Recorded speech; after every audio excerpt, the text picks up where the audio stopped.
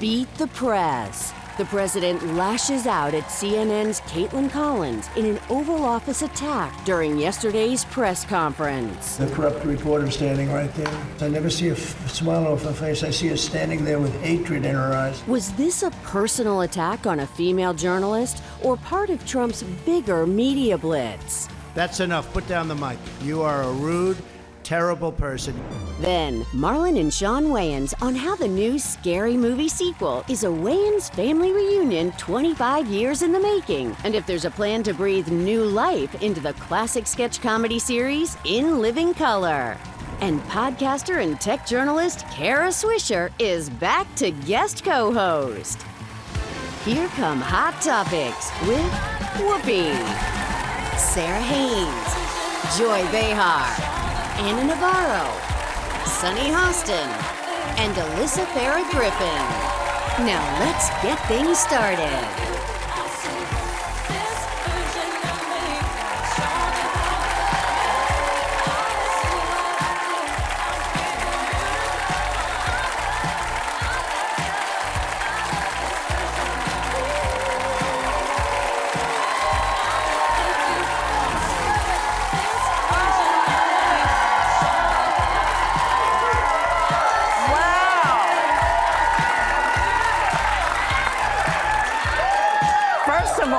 First of all, you would think you knew us. But second of all, can we just say, go New York, go New York, go! Go New York, go New York, go! Go New York, go New York, go! Okay. That was a hell of a game. It was a hell of a game. Unbelievable. Yeah. Whoa. Yeah. It was spectacular. Oh. And of course, joining us for today is one of our favorite people, Kara Swisher. Thank you. Host of the On and Pivot podcast and CNN series, Kara Swisher Wants to Live Forever. We want that for you. Well, she does, but you know what? I have to thank Whoopi. One of the great things about coming here is you get free shoes. Yes. And let me show you what Whoopi just gave me. All right? She doesn't have this size for me. So great. Yes. They are So great. I am They're Cinderella. She was looking for shoes that fit, and It's actually a requirement of this seat that you be able to put your leg on the table. Thank you. Joy also That's why I'm going to live forever. I'm very bendy. Flexible. Yeah. So all of that is going on. We're having all of that, and then this happened yesterday. At a press conference yesterday in the Oval Office, you know who didn't even wait for CNN's Kaitlan to ask a question before launching into a temper tantrum. Take a look. We are going to be showing over the coming weeks and months, you're not even going to believe. Some of you will believe it, like CNN will believe it because they knew what was going on. They're crooked as hell. CNN's a very corrupt organization. But with a corrupt reporter standing right there, never smiles. She never smiles. She's a young, beautiful woman, never smiles. I never see a smile off her face. I see her standing there with hatred in her eyes. Like she has hatred because we have borders, because we have a strong military, because we cut our taxes, because we do things that everybody wanted, and then we win our election in a massive landslide. You should be ashamed of yourself. You used to be a conservative. She was a conservative from Alabama, can you believe it?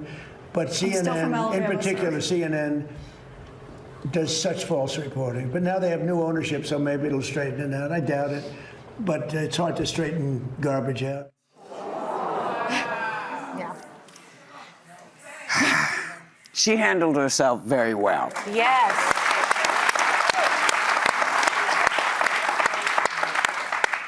But I have to question, what is his problem? I mean, what is his problem with women? What is this administration's problem with women? They're trying to remove women from every place they are. They insult them. What is it? Misogyny, maybe? He's a misogynist. I mean, I think we all know that. And what I took specific umbrage at is like, she never smiles. Men are never asked to smile.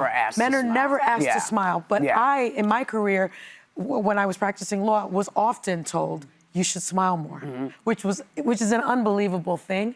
But I also take a bit of umbrage at the other reporters there. Because, by the way, the other reporters weren't smiling. The men weren't smiling, and he didn't mention that. But I do feel that when one of your colleagues is attacked in that way, a follow-up question should have been, or a statement, someone in the room, maybe one of the men, should have said, "Sir, you should not speak to her that way." Well, and I would have liked to have seen that. I'm gonna disagree with you because I think the job of reporters is not to react to that kind of nonsense, right? And I think the whole thing is when you're a reporter, the story shouldn't be about you. That and is when true. it is, it's When a you're a mistake. good reporter. When you're a good reporter, but not. Well, yeah, that's fair. But it's really hard. I mean, one of the things I know Kaitlan really well, and she texts Maggie Haberman, a whole bunch of people I know really well, and to react is where you lose in that game because. With these people, every accusation is a confession. Yeah. So what he is saying is about him and not about her. Right. And I thought she handled it well. She has to be absolutely she says nothing. She made a little joke about Alabama, which was fantastic. Yeah. But the minute you say something, you get dragged into it in a way that he benefits and you don't. What about the other reporters? Do you think No, maybe no. they should have said... Nobody should say anything. Because I think this administration is so aberrant. I think they are just so... It's just such an abnormal situation. I don't know that you play by the rules that we used to play by. Because that becomes the story then, the fight between him and her. If she responds, although it's already the story. But no, it's not, because she then asked a question. By the way, what was really interesting is she hadn't asked a question. She hadn't said anything. But she then got on a question about the slush fund, and then he answered in a very different way from Todd Blanche. So she got what she needed, which was the news. She got a news. And this is one of two notable times. He's come after Kaitlan many times, but the last time he asked her, he said, "Why don't you smile?" She was asking about sexual assault survivors in the Epstein files. Yeah. No sane person with empathy would smile when asking about that. And then this was an incredibly important question about this so-called IRS slush fund that many Americans are worried about and that Senate Republicans are up in arms about. Her job is to stay stoic, as she always does, and ask the questions. Where I semi-agree with Sunny is when the question... I got a semi-agreement from Melissa. When the question isn't answered, that's when journalists should jump in and ask the same question to get the American people the news. Yes, I agree. But I think what sets Kaitlan Collins apart is we have seen people, maybe not in the White House like that, but reporters and people that are journalists that do take the bait. Her ability to keep her face, like not even a scoff or a little reaction, is really what sets her apart, because she stayed so central focused on what her job was there and didn't take the very easy bait. He's used to the reactive because he's reactive. Let me give you a dirty little secret, is he insults people. Like, I've had lots of friends who are reporters. He insults very specifically by name, calling them all kinds of names on Truth Social or whatever. And says, "I've never heard of that person. I've been at dinner with them. The phone rings. It's Donald Trump." I'm like, "Hey, girl." And it's like, it's such fakery and wrestling and stuff like that. And so don't believe. I mean, he's using this as a tactic to hurt the press. This is what he's doing. And the numbers will go down because of it, and people distrust the press. This is a tactic. He's also running down the clock because he doesn't have anything to say. When you don't have substance and you can't answer a question, you go for personal attack. And it's such an important point that Kara makes. His attacks on the mainstream media. I saw them in the first term. We're seeing them again now. But nobody is more reliant on the mainstream media than Donald Trump. Well, he calls our John Carl. He calls Kaitlan Collins. He does actually understand the power of the objective media that does its best to be driven by facts and to get the news to the American public. He's stacked the White House press briefing room with a lot of outlets that are very loyal to him. But, you know, the My Pillow guy, whoever's reporting for them, that's not changing American public opinion. It's not useful in the way that information that comes from ABC, from CNN, and these outlets is actually impactful and sways public opinion. It really does. And, you know, listen, they're doing all kinds of crazy stuff. You saw all the stuff going on in Alabama. I want to remind people of something. Just because your district has been gerrymandered doesn't mean you don't go vote. Right. You still can go vote for your candidate. Please keep that in mind, because I think one of the reasons that they talk about it the way they do is to make people think that, well, there's no reason, it's just all Republicans. That's not so. Go vote. Go vote. Go vote. We'll be right back.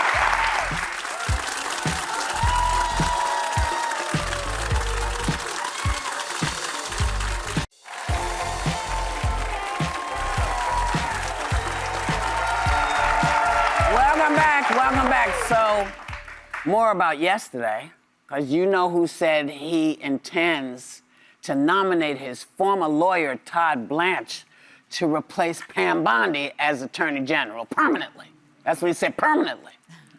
But the two of them seem to disagree on the status of the $1.8 billion fund that January 6 rioters would be able to cash in on.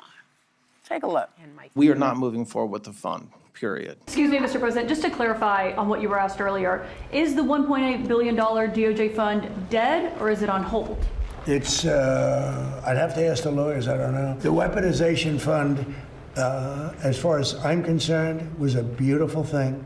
It was something I didn't make it, but I heard that, I thought that was the greatest thing. You didn't make it. Well, somebody talked to you about it because you seem to have known a lot about it when you talked about it before. So he kind of does, they sound like they're not in sync. Oh, they're in sync. Because Todd has said, oh, no, it's not happening. And he's going, no, ask my lawyer. They're in sync. They're totally in sync. This is all nonsense. They're More just, BS. They did that with Project 2025. Yeah. You know, like I know nothing about it, and then if you look, it's like it's a cookbook. All them. It's a cookbook, essentially. And so just don't believe Trump. I would say. I hate to say that, but he's the one who says things and often says exactly what he's doing. He's not very subtle the way the others are. No. Yeah. When he can figure out to say the same thing twice. But I'm not surprised they get their messaging wrong, but more interesting to me was Todd Blanche on Hannity this week when he made kind of what I saw as a startling admission. Take a look. Oh. He was convicted on 34 federal charges. So is it an accurate statement to say he either wins in 24, wins the White House, it's either the White House or the big house? Yes. I mean, oh man, oh yeah, absolutely. Well, don't forget, he had a DC case breathing down his neck. Right. The DC case, he had the Florida case, which had been dismissed, but they were appealing it. And then he had a judge in New York who there's no scenario in which he wasn't going to send President Trump to prison. And he didn't after the president won. Yeah. Oh my God, he said it out loud. Yeah. Well, we've been saying it out loud. Yeah, good to hear somebody else. So that he I was like, he just jail. said that part. Like, he'd be in prison if he weren't president. That's the whole point. Okay. Well, he said it out loud. Remember, he said it too. Yeah. Yeah, but I think you know who said it. He said, "Listen, if I don't want to go back to prison, so that's why I need to get these votes out." He said it. Yeah. I truly believe he ran to be the president of the United States to avoid being put in jail.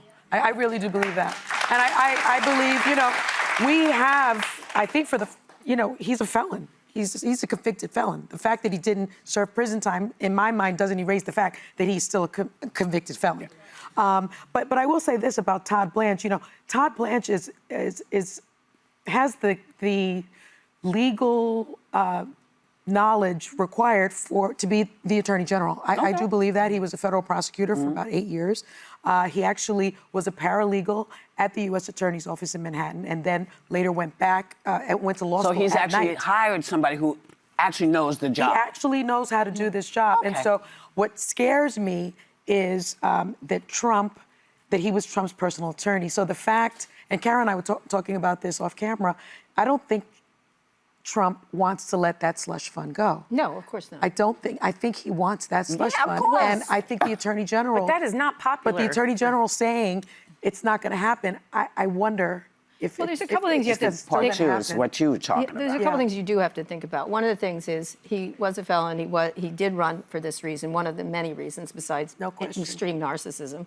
And corruption, so he can make some money. Which is focus on that. That's what I always focus on. But we might have to get used to the fact that this man may never pay for the things he's done. You're just going to have to. And it's going to be very hard for Democrats. It's going to be very hard for people. But there's a point where you need to move on. And I know people hate when I say that, but it's the fact of the matter. That said, you can go through a lot of other people, right? That there's a lot of people down low who aren't protected, which is why, they're all going to want to get pardons. Yeah. And I'll tell you, I had lunch with a Trump person. They have lunch with me all the time. It's very funny. And they said, I'm asking for a pardon. And I said, did you do anything? And they're like, no, because the Democrats are going to come after me. I said, they're not going to come after you if you didn't do anything. If you did something, absolutely. And it was such a mentality, of like, because we do it, they're going to do it. The retribution. Kind of stuff. fascinating. And by the way, Todd Blanche will have to go through Senate confirmation. I think he will ultimately get approved. However, I think this slush fund could be a sticking point. There's this big resistance that's starting to emerge with Republicans in the Senate. Cassidy,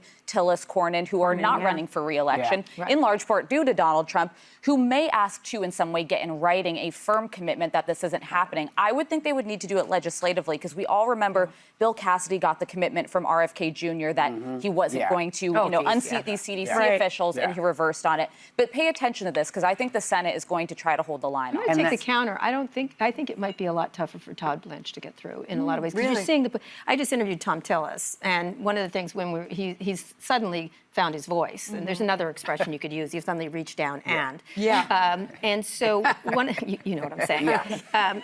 And one of the things that he said, I called him. I was trying to get him going, and I said, well, a lot of people, I think just me, call you too late, Tom. Like, you're too late. And he got very mad. He's like, I'm not too late. I'm like, yeah, you kind of are. You kind of waited and went along, just like Cassidy, just like Cornyn. He fell in line. Fell in line. And I was like, and now you're going to do it because you have nothing to lose. And it's that said, very powerful. So I have a feeling too late, Tom is going to be tough talk. Well, and Grassley and Senator Kennedy have also expressed the fund is a problem. So remember, there's a second part to this. And that's the one. Yeah. That's the one I'm not digging at all. I think federal judges will shut that down. I hope they will. I hope they shut it down before they shut the fund down. Yeah. Because I want to make sure that never happens. Yeah. No one gets immunity. Yeah. You may not have to go to jail, but you're not getting immunity. Yeah. And you're not getting my From money. taxes. Yeah, you're not getting. We'll be right back.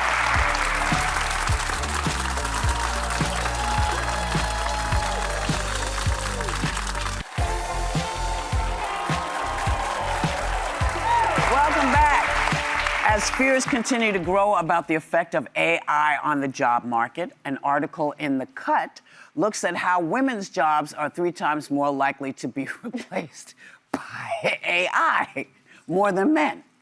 It is also warning against the way prominent female entrepreneurs and entertainers are urging women to embrace the new technology. Take a look.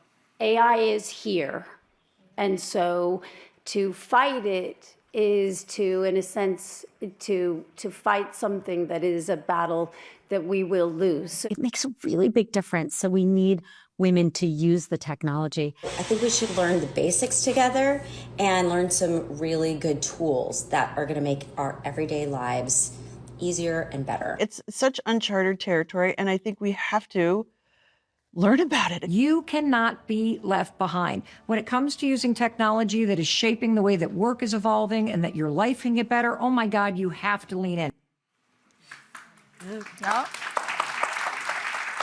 I'll leave it to y'all. Well, what do you think?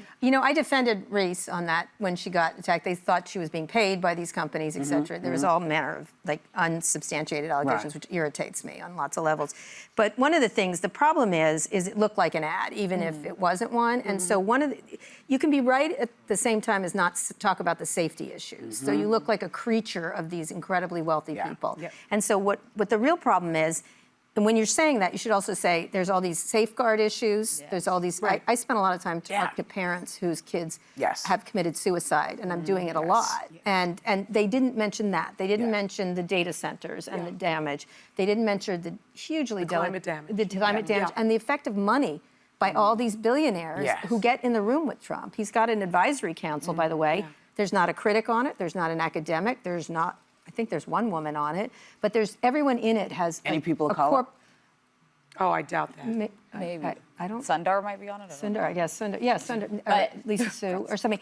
But it's nobody who would criticize AI, and so that's the problem here. I got killed when I defended Witherspoon. I know her just a little bit. The defense I have is my best friend is actually mentioned in this article. Her name's Erin Grau, and she's on Gloria Steinem's foundation. She taught her about AI, and the whole argument they're making is that this is a learning technology. You have to use it for it to hear you. We always talk about wanting to be in the room where it happens or a seat at the table. If women are not putting our voices into this technology, it becomes the boys' club the author talks about because it needs to learn from us. Yeah, I think it's very important. I mean, you all know I use I have my PhD in ChatGPT And your at this therapist point. is Chat And as well. my therapist is ChatGPT as well, my marital counselor. I type Please my... don't do that. I type stuff in so that my emails, and text messages to my husband Would you not have a friend are we could do nicer. that with? No. But I will say this. I mean, I think AI is a learning technology, and it is as stupid as it will ever be right now. So now is the time to get on board and to learn how to use it. I do believe we had Bill Gates on the show, and he said, if you don't learn how to use this, you will be left behind. And I believe that. I think men are using it. 78% Except of men are making all the rules about it, Yes. right? And that the lack is of the rules. issue. And But men are to deciding. Sarah's point, That's if the- we don't get in there. involved and But it's get more on than the board, inputs. even on ownership. So, because I do think it's very important that we realize we're not going to be replaced by AI, but you will be replaced by someone who knows how to use AI. You have to be able to utilize gotta it, use it. but we cannot wait on the politicians to regulate it. You know this better than anyone. Congress is not capable of acting. They are inept. They don't realize how quickly this is moving. But we have to self-regulate to some degree. Like it is actually important that we know the dangers of spending too much time in this, going too What deep to down. put in and what not what to. to share and what not to share. But we do not. This is the problem for me. I'm going to say it really fast. Do you use it? I do not use it. Okay. I'm not. It's so good, Puppy. I'm sure it is, but I talk to people. I go out and I talk to people, and I do stuff that I understand, because I understand when something comes in like a car and a horseless carriage. Yeah. It's great and it isn't great. Right. It's wonderful and it isn't wonderful. Yeah. I get all of that, but I don't want anybody telling me that I have to lean in to keep up with her. I need what I need, and I'm going to find the way that I need to get in there. This rush to push, I don't like being pushed the way I feel I'm being pushed, because people want us to get on top of it. You should have pushed me 2 years ago when you first started really looking at it and realizing this was something I needed to do. So in my own time, I will get to it. But it is great for us, and it is not great for us. It's like the internet. It was great for us, and it isn't great for us. Right. So this is how you have to look at it and go with how you are ready to do it. Find out when you're ready to do it. And I'd like to see a lot more people of color saying to people, you need to get on top of them, because I don't feel represented here. We'll be right back.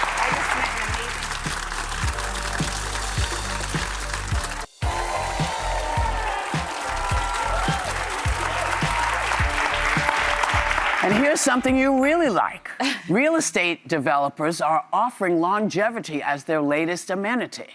A Manhattan luxury condo is offering residents and club members medical technology like genetic screening and advanced heart imaging, which could promote a longer lifespan. I like the voice. And the service will run between $20,000 and $75,000 a year. Oh, boy. Yeah. Yeah. Okay? Okay.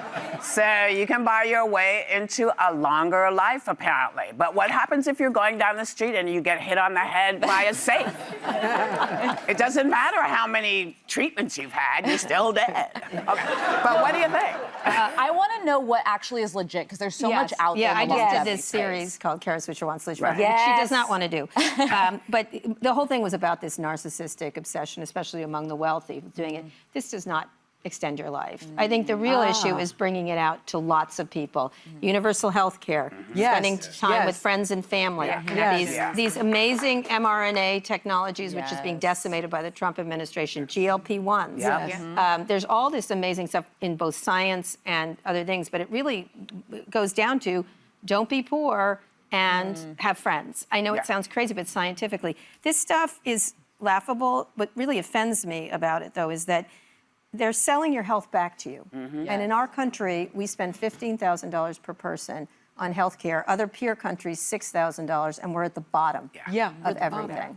So. And there is actual data that shows that lower income folks have a shorter lifespan than those who are wealthier. And like that's such a critique of our system of healthcare. And this is supposed to be the greatest country in the world, and we have one of, I think, the worst healthcare systems in the world. And we should have universal health care is a right. It's something that we deserve as human beings. I just think it's disgusting. We have the finest research and development in the world. And not anymore. Not anymore. Because now a lot of it's been to China because of the Doge. And why are we having bad health outcomes? Because we decide not. And by the way, if we spent it here, it will save trillions here. Yes. So that's, it's stupid economically to do what we're doing, and it's also cruel. I think it's offensive that, only rich people can afford healthcare in this country. Well, if they'd real stop healthcare in this messing country. with your money, maybe people could afford stuff. Yeah. Maybe if your taxes weren't as crazy as they are, or gas. Bye, Paul. We'll be right back.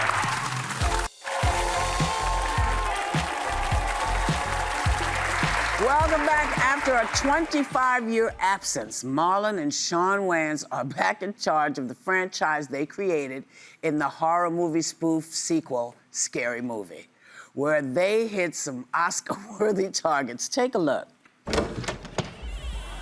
What the? What? Hey there. We heard tell of a Halloween party. You didn't now, did you? We're here to drink, play bad music, do some half gay. Why just half gay? Can I help you?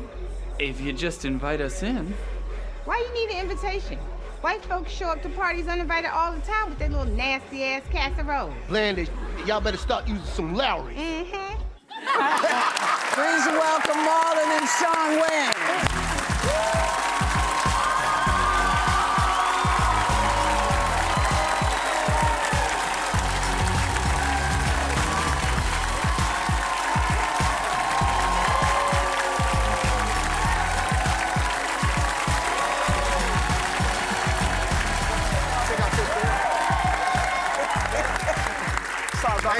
Thank you. Oh my God. So, first of all, thank God you brought it back. Yeah. I'm loving it. I'm mad about it, but I'm loving it. Thank you. Now, the original Scary Movie was a huge phenomenon. Yes. Came out in 2000. Still one of the highest grossing R-rated comedies of all time. Yeah. Okay. Thank you. And now you're back at it. Yes. How does it feel to absorb Reclaim it, and yeah, reclaim man. it? To get your check back? I mean, it feels good, I mean, for us, it was like, when you make a franchise, you make a movie, that was a big celebration for our family. That was a big victory. And to have it stripped away, and then creatively, it just went in a direction. It was like having your kids leave the house and they become crackheads, and all you could do is just sit there and wait till they come home, And so it's good to have our baby back, and I think the world needs a really big laugh right now. So this one is for all y'all that want to laugh. This is it. And it's a real family. It's a family affair because I hear your dad wanted you all to work together again. Yes. Yeah, he did. My dad. He was in the hospital. He was like, not his deathbed, but it was like the week he was... Almost. Well, it was close to his deathbed. Yeah. He was dying, right? And, he wanted me and my brothers to work together again, and we ain't worked together in 20 years. You get older, you have differences of opinion. Right. I'm like, Pop, it's hard to get 4 black men on the same page. I said, New Edition keep breaking up. Why? And we got 4 Bobby Browns in our group, I'm like, 4 tops. There's only 2 tops left. And so my dad ain't got no top. And my dad was just like, I want you guys to work together again. He said, I said, all right, we'll do it. He said, for me. I said, I promise. And I shook his hand, and I told him we'd do it. And I think my dad saw something. He said, you guys have magic when you all work together. And my dad's really close with God, so I think they needed that. We need each other, and we need to bring these laughters to the world. I love that. So thank you, Pop. Well, you spoof every popular horror movie from the last few years, including Sinners, The Substance, Megan, and Get Out. And there are so many cameos in this movie that we cannot ruin, and I won't do that. But are there any cameos that you wanted that got away from you? Yeah, we tried Cardi B, but she said, hell no! Yeah. She almost did it, though. She almost did it. Oh, so that's a true story. Oh, yeah. Wow. And then there was a few people, but... Anybody I know? A lot of people you know, but... She's talking about her. Oh, no. We called you. We wanted you... You didn't get out call Whoopi. Girl, Keenan was supposed to call you. Whoopi. What? Oh, my God. You didn't get that. Was that y'all? Yeah, because we had that scene. We had that scene. We hung up before I realized it was you. Ah, snap. 'Cause we was doing the ghost face, but Whoopi. What's your favorite scary Next movie? time, next time. Well, and Shawn, I hear your 6-year-old son is excited for the movie. Yes, he drew some. 6-year-old 6 son. years old. I know. know. He actually got inspired and he drew some pictures of the poster. I think we have them. Yeah. I love it. Yeah, so we're all happy. He's excited to see Sari movie 6. Oh, I love it. It's funny. Did you use any of his posters? I did. We That's put a it. good one, too. Yeah, he drew me too, Uncle Ray Ray. That's a good one. You know what's great is it's an R-rated movie, and he really wants to see it. As you see in the Wayans family, we start them young. Yeah, why not? Now, you call yourselves equal opportunity offenders. Yes. And you say We don't want to leave nobody out. You don't leave anybody out. And you say you want to cancel the cancel culture. So is anything off limits? Something unfunny is off limits. If it doesn't get a laugh, then and that's okay. For stuff to be unfunny, it's not the end of the world. If it's just unfunny, then you just go, I don't laugh. You ain't got to lose your house because you cracked a bad joke. That's crazy. Yeah. Yeah, I just feel like, as comedians, sometimes you go to really dark places to try and retrieve a laugh. Some right? light. And it's hard because sometimes when you're in the comedy clubs, you can do those things. Yeah. But when you start getting to air and you're starting to put it on movie and you're trying to tell that one joke that makes the whole world laugh, that's when you have to use a lot more discretion. Yeah. So, but it's okay to go there. But if you go there, if that that joke better be worth that What's the price you're paying for that? Yeah. Because laughter is supposed to be collective. And That's it brings right. us all Yeah. together. And That's that's right. all we try to do with our humor. And we've done biting, edgy humor from A Living Color, The Scary Movie, to White Chicks, to Little Man. Don't be a man. This is what we've done. This is funny. This is funny. Thank you. But your family, your legendary comedic family, grew up right here in the city. And I hear you guys have a connection to Whoopi. Yes. Was it the part she didn't get in this movie? No, we grew up in the same neighborhood, Yeah. Chelsea area. Yeah, and she was uptown and we were downtown, but we also we used to go to the Hudson Guild, and her mom used to be a teacher Head or a Start counselor. teacher. Head Yes, Start. yes. So she taught my older brothers and sisters, and And then by the time me and Shawn came along, she was like, oh, hell she no. was no, retired. I know about y'all. She put a sign out said, "Gone to California." I'm out. Yeah, I'm out. Now, as the youngest of 10 kids, did you guys ever work the material on your older siblings? All the time. We used to do sketches and impersonations of people when they would come home from California trying to make it in Hollywood, and they would come home to visit. And me and Marlon would be doing sketches and stuff. Most of the time, we bombed in front of them. But No, but sometimes our sketches actually, they was like, oh, something funny in that one. Yeah. And they would go on to, I remember Damon paid me $5 because he wanted to do, there's a guy in my neighborhood named Oswald Bates, and he was self-taught. Actually, that was That was the one character of them. became. Oswald Bates, right. But it was a guy named Oswald, that was his name. And he was self-educated from prison. Yeah. So he would use a lot of big words, philanthropical, biological, With the eye. astronomical things. Yes. And so Damon was like, that's funny. I'm going to give you $5 for that. And he went on and made that a huge character on The Living Color. $5? You got paid for that character? Yeah, for $5. You know how much candy I bought with that? That's $1 million to a 5-year-old. He ain't gonna like that you told that story. Now, speaking of In Living Color, will you bring back In Living Color? Because that was just so groundbreaking. That's a Homie the Clown. That's two a Keenan snaps. Ivory Wayans and Damon Wayans question. But what we would love to do one day is In Living Color special, where we get everybody back and do like a half hour or hour really funny special. Do an hour. But if Keenan wanted to reboot In Living Color, I think that would be great for everyone. Hey, ABC. It would be great. Now, I heard that your brother still has the Homie the Clown costume. Yes, Damon still has the Homie the Clown costume, and he got the Homie the Clown shoes. He might wear the shoes to the premiere. What?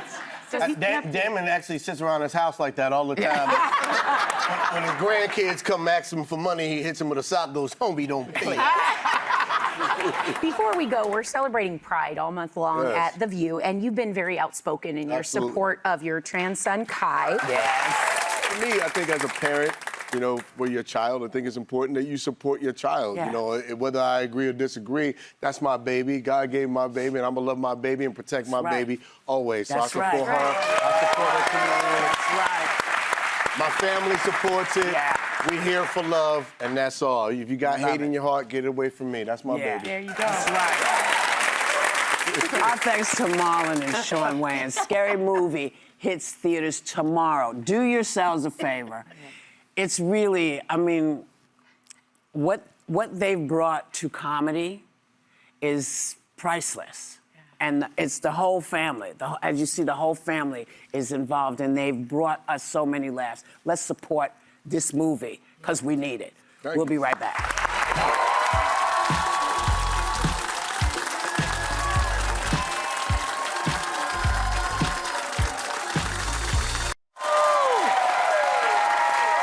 Thanks to Kara Swisher for guest co-hosting. She's also being honored tonight with the Liberty Award from Lambda Legal for her advocacy in the LGBTQ plus issue. Woo! Yes. And representation in the tech industry. I love that. Yeah, I have no legal experience whatsoever. I have to bring you as a translator for me. But it's big great. big issues around, Huge issues. not just gay people, but you know, everybody. Yeah. These legal assaults on all kinds of And things. nobody does these better than you. I have to say, Thank you. I love listening and watching you. So, Kara and Alyssa, both of their behinds are on the Behind the Table podcast today. We want you all to have a great day, everyone. Take a little time to enjoy the view. And please remember, you are not in this alone. You start to get all worked up. Don't do it. We're in it together. We'll get through it together. And we're going to fight like hell to get the country that we want back. So, take a little time to enjoy the view.